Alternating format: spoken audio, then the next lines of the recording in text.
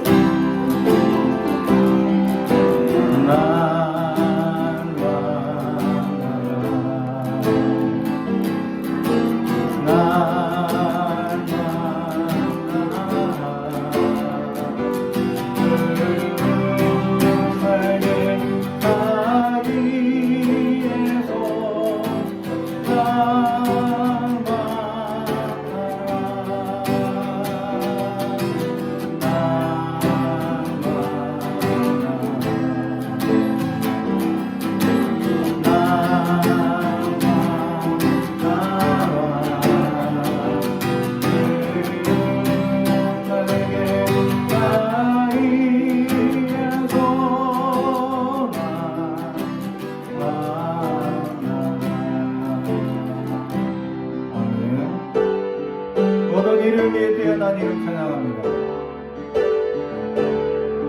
모든 이름 위에 뛰어난 이름 예수는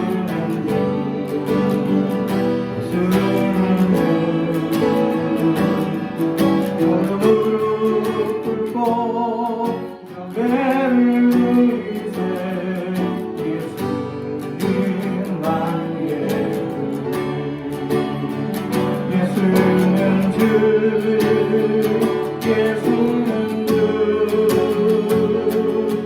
엄청난 만물을 얼어 그 보좌 영광을 돌리세. 예수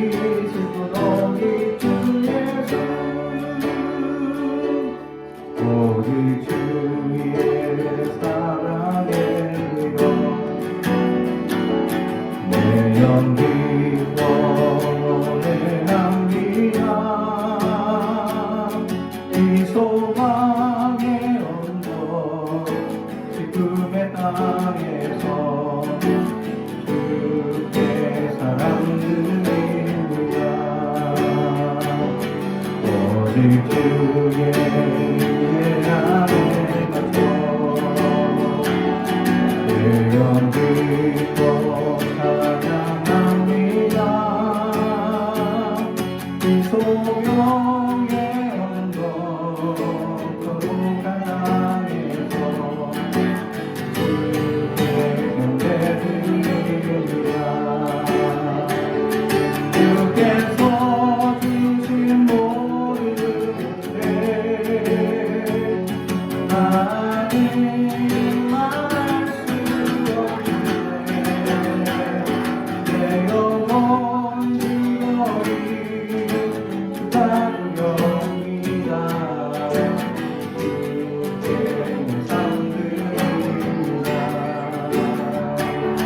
주께서 주신 모든 은혜 나는 말할 수 없네. 내 영혼 즐거이 주다구렵니다.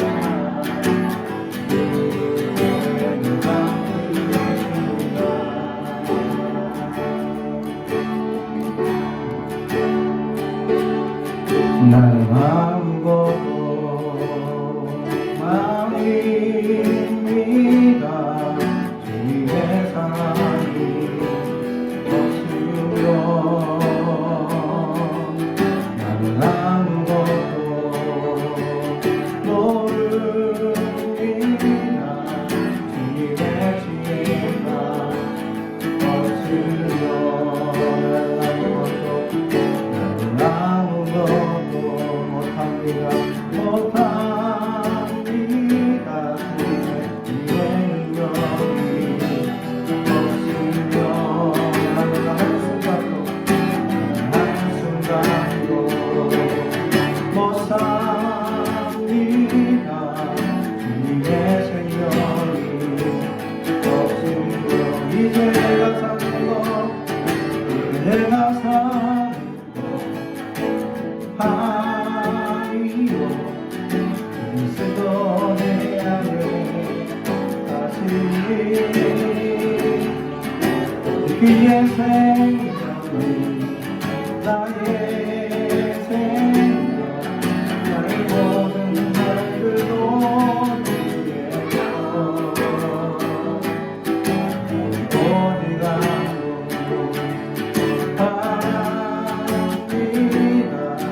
나의 아버지 나의 구원 나의 이제 내가 사는 것 아니요. 그리스도 내 안에 사시니 그의 생명이 나의 생명 나의 모든 날들도 어디 가고 합니다. 나의 아버지 나의 구원 나의 주 나는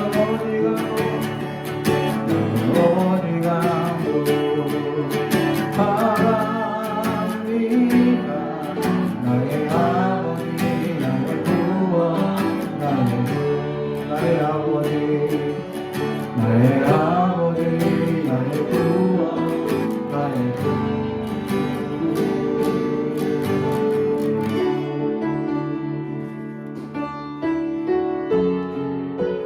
오늘 우리에게 주신 하나님의 말씀은 요한복음 11장 25절에서 27절의 말씀입니다.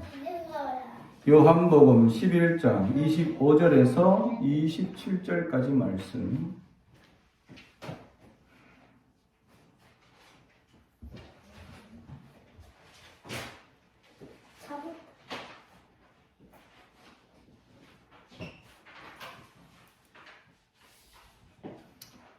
하나님의 말씀은 경청해 주시기 바랍니다.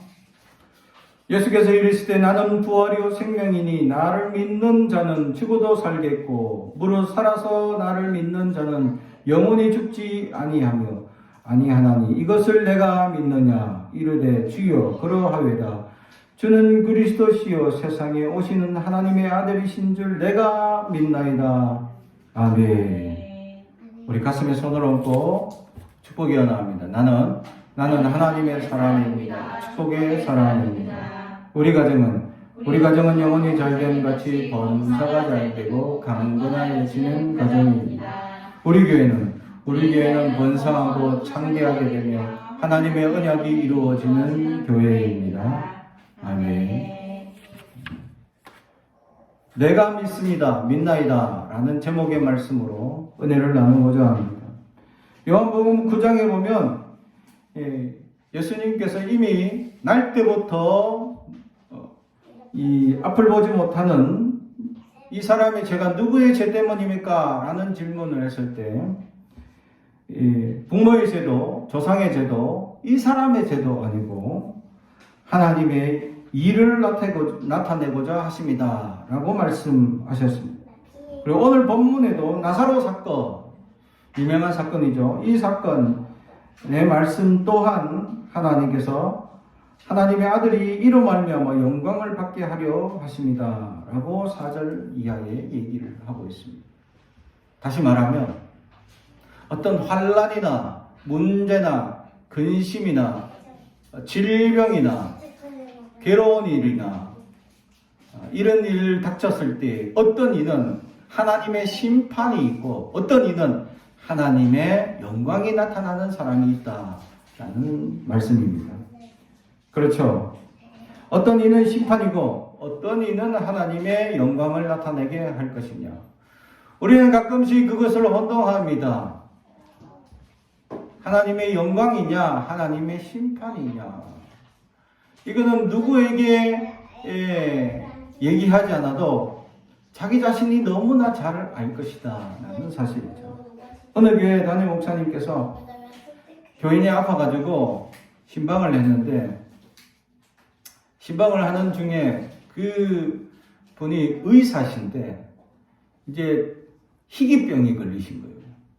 척추를 통해 이 척추에 있는 모든 이제 이 마디마디 속에 이 염증이 생겨가지고 특히 신경이 있으니까 얼마나 고통스러운지 1에서 10까지 고통을 얘기하면 12라고 얘기합니다. 그 10 이상으로 이게 신경이 거쳐가니까 이건 어떻게 염증을 낫게 하지 않는 이상은 이 통증을 제어할 수 없을 정도로. 그래서 마약 성분이든 이 진통제를 맞아가며 이 거의 마비 수준이 올 정도까지의 그 진통제를 맞아가면서 그 병을 치료하는데 희귀병이라 이게 갑자기 생긴 병이라 어떻게 치유할 수가 없다는 거죠.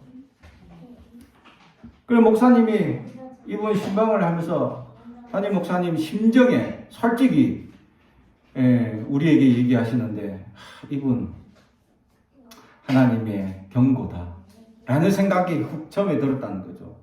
근데 왜냐하면 이분이 이제 의사시고 이제 우리 교인으로 참 열심히 해야 될 분이고 권사님이신데 일이 있을 때마다 뭐 좀 이렇게 이 사역이 있습니다. 권사님 도와주세요 하면 뭐 병원이 바빠서 뭐 일이 바빠서 갑자기 일이 생겨서 집안이 일이 있어서 하면서 자꾸 이제 도망가시다라는 거죠.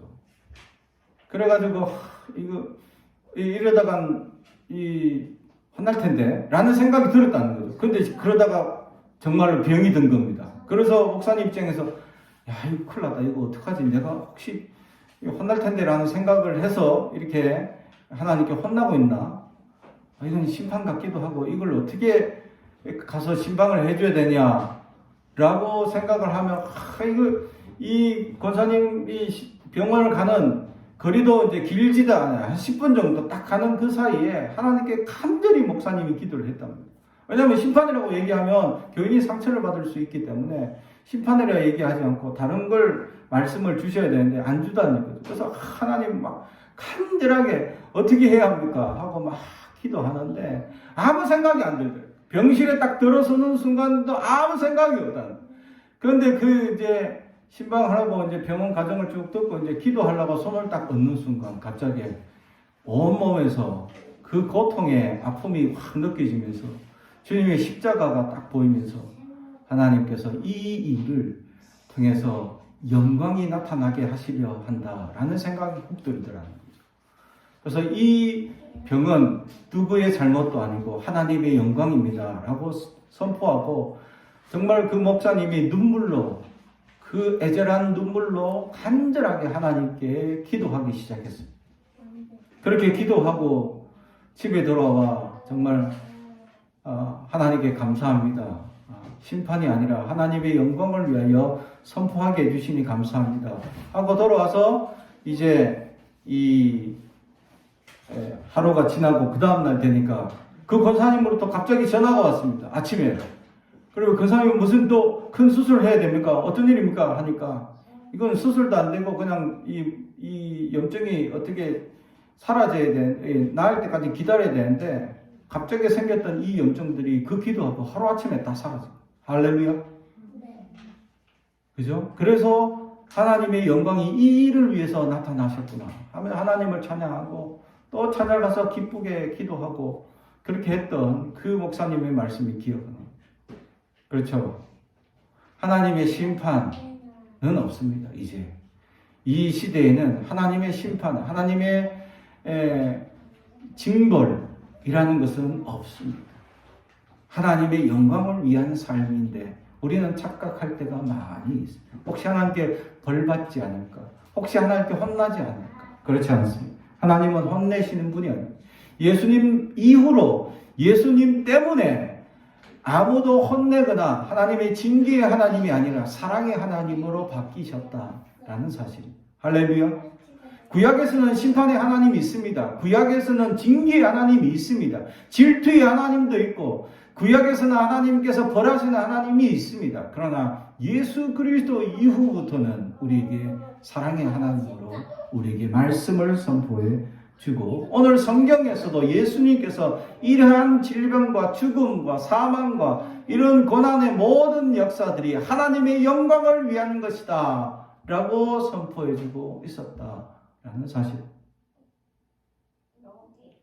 우리가 살아가면서 수많은 사람들을 겪습니다. 어떤 사람은 정말 얄밉고 어떤 사람들은 정말 뺀질거리고 교회 일을 그렇게 열심히 안 하는 사람들이 참 많죠. 제가 어느 교회에 있을 때 큰 행사를 앞두고 많은 분들에게 전화를 했습니다. 교회가 컸기 때문에 직분자들이 상당수가 있었습니다. 직분자들만 200명에게 전화를 돌렸는데 하나같이 하시는 말씀이 소도 사야 하고 장가도 가야 하고 고사님들이 시집도 가야 고사님들이 애도 키워야 하고 직장 다니고 절반 이상은 직장 다니시고 절반은 또 손자 손녀 키우신다고 바쁘시고 또 나머지 분들은 이제 개인 사정에 의해서 다 못하십니다.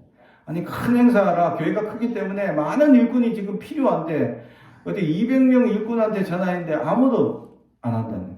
그래서 권사님들이 하셔야 될 일인데 할 수 없이 이제 일반 성도들한테 전화를 돌리기 시작했습니다. 내가 볼 때는 이분 할 수 있을까 했는데 그분이 무엇을 시켜주시든지 제가 열심히 하겠습니다 하고 그냥 아멘 아멘 하면서 그 일을 잘 넘어갔던 일이 있었습니다. 그렇죠? 하나님이 준비하고 예비한 사람들이 따로 있었다라는 사실이죠. 그런데 어떤 사람들은 정말 일 안 하고 도망가고 그렇게 힘들게 하는 사람들이 있었습니다. 그럴 때 하나님 뭐 하십니까? 좀 하나님 구약에처럼 징계도 내리시고 혼도 좀 내보시죠. 이렇게 하고 싶은 마음에 그런 성도들이 있었다는 것. 그러나 이 시대에는 그런 하나님이 없습니다. 우리는 착각할 때가 있죠. 우리가 힘들고 고난이 닥쳐오고 질병하고 이러면 마치 하나님께 징계받은 양 착각합니다. 그러지 않습니다. 하나님께서 이 일을 통해서 무슨 일을 하시고자 계획하고 있다는 사실을 우리는 알아야 합니다. 하나님이 어떤 역사를 이끄시고 하나님이 어떤 지금 일들을 계획하고 있는지를 볼 수 있는 눈이 있어야 한다. 그냥 실족하고 그냥 넘어지고 그냥 안 된다고 실망만 하고 그 자리에 안주하는 자가 아니라 이 일을 통해서 하나님이 역사하시는 일이 무엇일까 기대하고 소망하고 그렇게 바라보며 하나님을 바라볼 수 있는 사람이 될 수 있어야 한다라는 사실이죠. 우리는 그럴 때마다 하나님의 역사가 어디 있는지 어리석게 보지 못하는 사람이 있는 반면 어떤 사람은 하나님의 역사를 바라보며 하나님의 영광을 온전히 드러내는 사람이 있다는 거죠. 그래서 하나님은 그 영광을 위하여 예배된 사람이 있는가 반면에 하나님의 영광이 나타나야 하는데도 그것이 영광이 나타나는지 모르고 넘어가는 사람들이 있다는 사실이죠. 사랑하는 성도 여러분, 여러분은 어떻습니까? 여러분 삶에 하나님은 얼마나 개입하시고 역사하시고 여러분 삶을 주관하셔서 지금까지 주신 수많은 은혜에 감사하며 감격하며 살아가고 있느냐? 그래서 하나님께 영광을 돌리며 살아가고 있느냐? 아니면 여전히 하나님의 영광이 나타나기를 원해서 하나님께서 계획하고 준비하는 일인데 원망하고 실망하고 실족하고 넘어져서 하나님의 영광은 어느새 멀리 사라져버린 어리석은 삶을 살고 있지는 않습니까? 오늘 성경 나사로 전혀 소망이 없습니다. 죽음의 자리입니다. 어떤 소망도 기대할 수 없는 현장입니다. 죽음이라는 것은 끝이라고 우리 인생에 아무 기대, 아무 소망도 할 수 없는 조금의 영광도 나타낼 수 없고 아무 계획도 할 수 없는 그런 사실이 이루어졌습니다.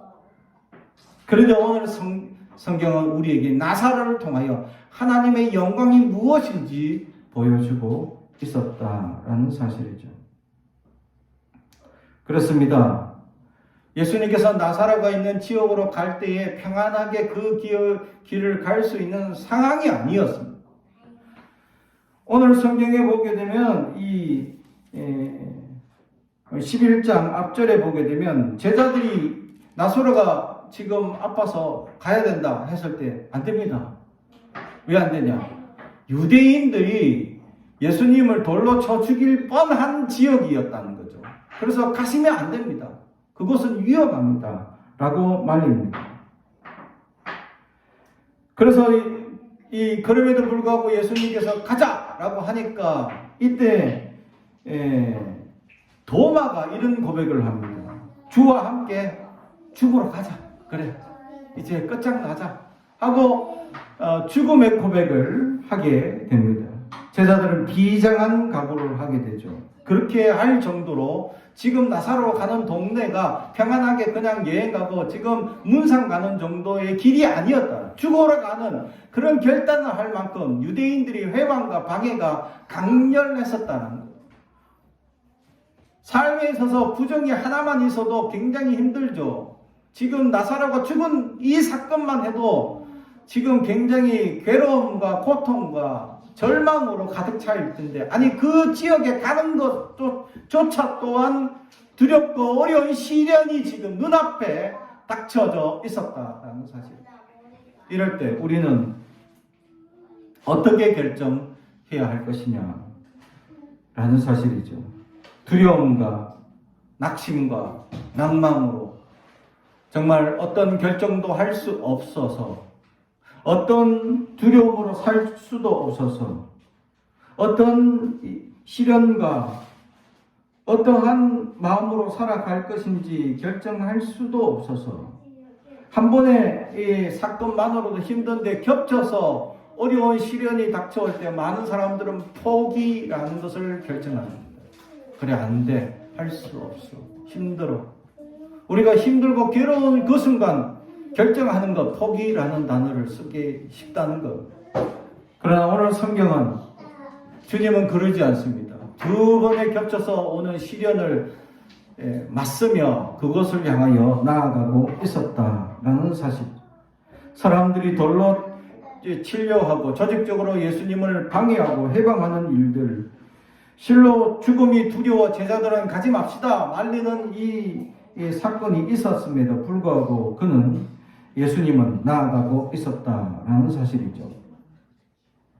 두려움과 절망에 쌓여있는 이들, 정말 아무것도 알 수 없어 정말 겹쳐서 시련이 다가오는 우리의 삶이 있을 수 있습니다. 우리 살아가면서 수많은 시련이 있지만 겹쳐서 오게 되면 정말로 고달프고 힘들어 절망할 수밖에 없었다라는 사실이죠. 그래서 이런 가운데 주님은 한 걸음 한 걸음 앞을 향해 나아가고 있습니다. 죽음을 향하여 나아가고 있습니다. 도리어 하나님께서는 걱정하지 말라고 말씀하시고 나아가고 있었다라는 사실이죠. 우리는 두려움에 쌓여있는 이런 삶으로 살아가는 상황 가운데 우리는 정말 하나님의 역사, 하나님의 소망을 가지며 살아갈 수 있느냐라는 사실입니다. 우리는 두려움으로 하나님 앞에 나아가지 못하고 도마가 정말 우리는 죽으러 가자라고 결단할 정도로 이런 어려운 상황 가운데 처해 있다면 우리는 어떤 결정으로 도마처럼 죽겠습니다 라고 결정을 할 것이냐, 아니면 주님을 믿습니다 하고 믿음의 고백을 드릴 수 있느냐라는 사실이죠. 그렇게 해서 이 겹치는 두 가지의 부정적인 사건이 눈앞에 닥쳐 있음에도 불구하고 주님은 나아가고 있었다라는 사실입니다. 그리고 그 현장에 다가갔을 때 마르다가 먼저 주님께 달려와서 오늘 주님을 배웠을 때 주님께서는 이 마르다를 향하여 오늘 본문의 말씀으로 선포해 주고 있었습니다. 주님이 계셨더라면 정말 죽지 않을 수도 있었는데, 주님이 계셨더라면 정말 이런 고난과 역경이 닥치지 않았을 터인데, 주님이 역사하셨더라면 이런 괴로움이 우리에게 닥치지 않았을 터인데 라고 마르다가 불평하기 시작합니다. 그러나 주님께서는 이런 마르다를 향하여 오늘 본문에 예수께서 이르시되 나는 부활이요 생명이니 나를 믿는 자는 죽어도 살겠고 무릇 살아서 나를 믿는 자는 영원히 죽지 아니하리라. 이것을 내가 믿느냐. 우리 이 말씀 잘 압니다. 부활이요 생명. 그러나 이것을 내가 믿느냐가 더 중요합니다. 우리는 믿음이 있습니다 라고 하면서도 우리의 삶의 시련이 겹쳐서 괴롭게 하고 어렵게 하고 시련이 닥치면 우리는 대부분 포기합니다. 믿습니다 하지 않고 포기하거나 우리는 아무것도 안 하거나 또는 회피하거나 도망가기도 합니다. 사랑하는 성도 여러분, 그렇습니다. 우리는 두려움이 앞서기 때문입니다. 이겨낼 수 있는 용기가 없기 때문이죠. 내가 이겨내려고 착각하기 때문입니다. 내가 이겨내지 못합니다. 우리가 할 수 없습니다. 세상에 닥쳐오는 모든 시련, 문제와 근심 마치 내가 다 할 수 있느냐 우리는 착각하며 살아갑니다. 내가 할 수 없습니다. 하나님이 가능하십니다. 그런데 그럼에도 불구하고 우리는 착각합니다. 내가 뭔가 이겨내고 이것을 내가 어떻게 이겨냈다라는 것을 보여주고 싶어 착각합니다. 우리의 삶에 그 어느 것도 우리가 할 수 있는 것은 아무것도 없습니다. 제가 신대원을 다닐 때 이 기독교 교육학을 배우면서 자녀를 양육하는데 어떤 것이 가장 좋은 방법일까 하면서 이제 학생들 간에 서로 논쟁이 붙었다라는 거죠. 그리고 매도 들어야 되고 혼도 내야 합니다. 근데 한쪽에서는 절대 매를 들어서는 안 됩니다. 말로 아이들은 다 가르칠 수 있습니다. 하면 서로 논쟁하는 거예요. 그러면서 그때 교수님이 하시는 말씀이 정답은 없다는 거예요. 정답은. 우리 인생엔 정답은 없습니다. 마치 우리는 정답이 있는 양 착각하죠.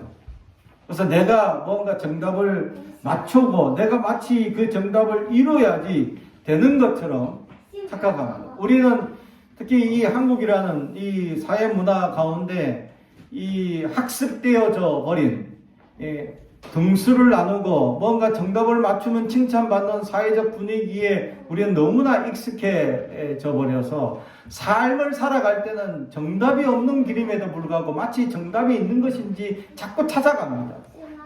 이렇게 살아야 정답이다, 저렇게 살아야 정답이다 라고 말하는 인생들이 너무 많습니다. 다들 착각하죠. 하나님 앞에서 정답은 없죠. 왜냐하면 하나님께서 각자에게 주신 사명이 다르기 때문입니다. 이렇게 사는 것이 정답이고 저렇게 사는 것이 정답이어서 이렇게 살지 못한 사람을 대해서 핀잔하거나 그들을 연약하게 선포하는 인생들이 많습니다. 물질이 없이 가난하게 사는 것이 실패한 인생이라고 선포하는 일들이 있고, 또 명예를 얻지 못하고 연약하게 살아가는 인생을 향해서 그들은 실패했다고 하면서 그들을 또 연약하게 대하는 인생들이 많습니다. 하나님 앞에서는 모두가 존귀한 자임에도 불구하고 교회에서는 존귀합니다 라고 선포하면서 교회 밖을 나서는 순간 사람들과 대화 속에서 우리 아들은 뭘 했고 내가 뭘 이루었으며 얘기하면서 그것을 이루지 못한 사람을 대해서는 연약하게 얘기하고 연약하게 선포하고 그렇게 살지 못하는 것에 대해서 핀잔주는 어리석은 삶을 살고 있지는 않습니다. 하나님께서 각자에게 주신 사명과 방법이 다르기 때문에 정답은 없는데 마치 무엇이 어떻게 사는 것이 정답인 양 얘기할 때가 많습니다. 그래서 인생을 상담하는 것이 가장 힘들다라는 거죠. 정답은 없기 때문이죠. 저 사람을 향해서 하나님께서 주시는 하나님의 비전과 소망을 어떻게 보여줄 수 있느냐. 이것이 진정한 상담자의 자세이다라는 거죠. 그런데 우리는 마치 뭔가 명성을 얻고 돈을 많이 벌고 뭔가 이룬 것이 있어야 정답인 것처럼 착각합니다. 아닙니다. 오늘 성경은 그것이 정답이 아니고 내가 믿습니다. 이것이 정답일 수 있습니다. 우리는 주님의 말씀을 알면서 주님의 말씀을 기억하면서 주님의 말씀이 무엇인지 들었음에도 불구하고 우리의 입과 행동에는 그것과 정반대되는 세속적인 것들로 선포하고 살아가고 있을 때가 많습니다. 우리에게는 이게 정답이다, 이렇게 살아야 한다, 어떤 일이다 라고 얘기할 것이 아니라 그냥 내가 믿습니다. 이게 중요합니다.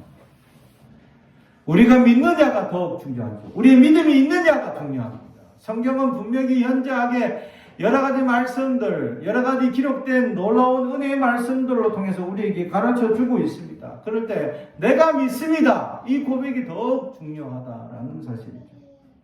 주님은 지금도 내가 믿습니다 하는 이들을 찾고 있기 때문입니다. 우리는 수많은 어떤 일을 이루기 위해서 세상 사람들이 얘기하는 성공의 방법을 쫓기 위해 살아가는 인생이 아님에도 불구하고 우리는 그런데 유혹되거나 미혹되지 말아야 됨에도 불구하고 미혹되며 살아갑니다. 그죠? 왜냐하면 직장에서 나보다 좋은 백을 들고 다니거나 나보다 좋은 환경에 처해 있거나 나보다 좋은 차를 타고 다니거나 나보다 좋은 것들을 누리고 있으면 마치 우리 마음에서 나는 실패한 인생인 것처럼 착각하게 만드는 사탄의 속삭임, 그것이 유혹이고 미혹인데도 우리는 그것을 귀에 듣는다는 거죠. 저희 아내가 명품을 몰랐는데 몇 년 전에 학부모 모임을 하면서 학부모들이 들고 다니는 가방들이 좀 당신이 자기가 들고 다니는 거하고는 뭔가 때깔이 달라. 좀 뭔가 잘 예뻐 보이고 뭔가 좀 고상해 보여.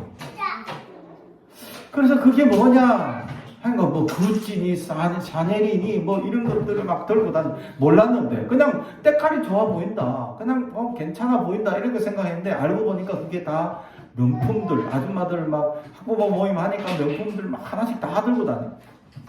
그거로 저에게 다가와서 제 아내가 명품에 눈을 딱 뜨기 시작하더니 나도 명품 하나 사주세요. 그래 알아보니 그 하나가 150만 원이야. 지금 150만 원짜리. 그래 그때만 해도 150만짜리 하나만 사줘도 된다 이렇게 얘기하는 거예요. 요즘 뭐 명품 150만 원 합니까? 뭐 200, 300 이 정도 하죠. 이 명품에 눈 뜨면 그 명품에 눈이 뜨기 시작하더니 그게 명품이 이제 보이기 시작해. 입고 다니는 옷들이 왠지 때깔이 좋아서 알고 보니까 명품이었구나. 왠지 뭐 쓰고 다니는 것들이 화장품 막 피부가 왠지 때깔이 좋아서 물어보니까 명품을 쓰고 비싼 걸 쓰더라는 거죠. 그러면서 우리 아내가 지금까지 막 싸구려 쓰고 막 그냥 막 아무거나 들고 다니고 이러더니 갑자기 눈이 높아지더니, 그죠? 마치 우리는 실패한 인생인 것처럼 착각하게 만들어요. 그러지 않습니다.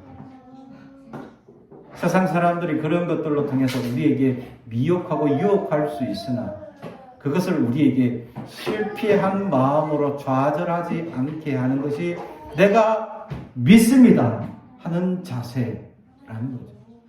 내가 믿습니다 라는 자세가 있으면 세상엔 여전히 명품이 있고 좋아 보이는 것도 있더라도 내 눈에 그것이 들어오지 않습니다. 내 마음에 차지 않는다는 거죠. 내가 믿습니다 하는 믿음이 있다면 그런 것들을 뛰어넘을 수 있다는 겁니다. 최근에 제 생일을 맞이해서 제가 자꾸 선물을 사달라고 우리 아내에게 쪼르는 게 하나 있죠. 원래는 제가 아주 만년필을 좋아해서 고급 만년필을 사고 싶어가지고 오랫동안 한 10년 동안 넘도록 제가, 왜냐면 아르헨티나에 선교 갔을 때 지금 15년 전에 갔을 때 만년필을 처음으로 써봤는데 그때부터 지금까지 계속 만년필을 써왔거든요. 근데 쓰다 보니까 계속 좋아서 이제 조금 고급을 사고 싶어서 계속 벼르던 게 있었습니다.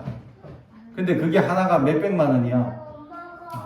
최소 싼 게 100만 원. 그래서 이 정도 너무 나한테는 과분하고 포기해야 되겠다 하고 자꾸 가격을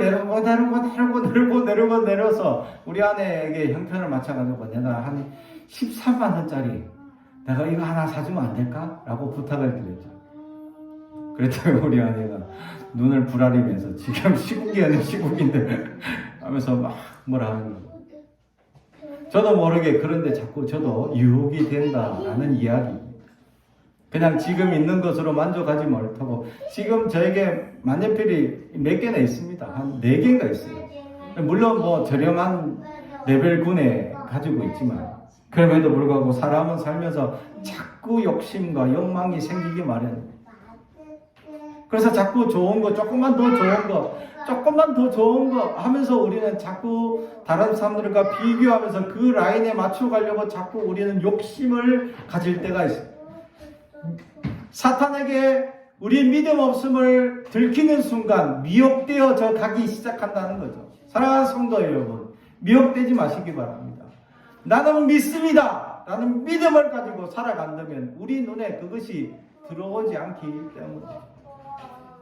그래서 하나님의 놀라운 은혜와 역사를 누리며 우리가 정말 신앙의 고백으로 할 수 있는 거, 나는 믿습니다. 나는 믿습니다. 라는 고백으로 세상을 이기는 사람, 세상을 뛰어넘는 사람, 그런 위대한 사람들이 되길 주님의 이름으로 축복합니다. 기도하겠습니다. 사랑과 정의가 되신 아버지 하나님 감사합니다. 우리는 연약합니다. 부족합니다. 나사로를 찾아가는 그 놀라운 은혜와 역사 가운데 정말 겹쳐서 죽음이라는 현장 가운데 또 나약한 이 괴롭힘의 현장 가운데 나아가는 부정에 겹치는 어려움을 닥칠 때 우리는 포기할 때가 많습니다. 주여 우리를 용서하여 주옵소서. 우리는 믿음이 필요한 때입니다. 지금 믿음이 필요한 때입니다. 우리에게 믿음을 다하여 주시고 믿음으로 살아갈 수 있는 용기를 다하여 주시며 세상을 능히 이기고도 남는 믿음을 더하여 주시옵소서.